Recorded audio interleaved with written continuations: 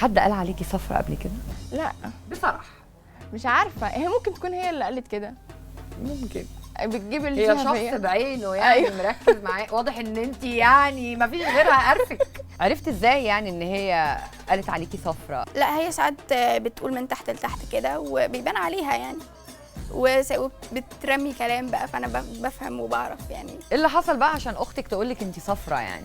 لما بيبقى في خناقه هي وجوزها واقف مع جوزها بتقعد تقول لي حقها حقها. لا مش حقها، هي اللي بتبقى غلطانه. لا انت حقانية.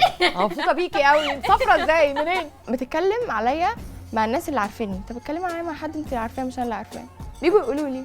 اتكلمت معاكي في وشك؟ بتتكلم معاهم هم بيجوا يقولوا لي عشان عارفين ان انا مش كده، وهم اصلا مش بيحبوها، عارفين ان هي صفرة، فهم بيجوا يقولوا لي بعيدي عنها عشان هي بتقول كذا كذا كذا. وانت بتصدقيهم وبتبعدي ولا بتقعدي تقاوحي زي ما كنا زمان بنقاوح مع اهالينا؟ كنت وبيطلعوا بقاوح هما بعد صح؟ كده بقى لحد ما سمعت منها هي كلام هي اللي بتقوله، كانوا بيسجلوا لها عشان ما كنتش بصدق، كنت بفضل اقاوح برضو لحد ما بقيت اشوف بقى واسمع كده. فبقيتي تتاكدي ان لا هو فعلا كلنا بنبقى عايزين نشوف بعينينا، نسمع أيوة. بودنا، نتاكد عشان نتعلم. بنفسنا عشان نتعلم. امال هنتعلم ازاي؟ هنتعلم من الصفر كتير يا جماعه.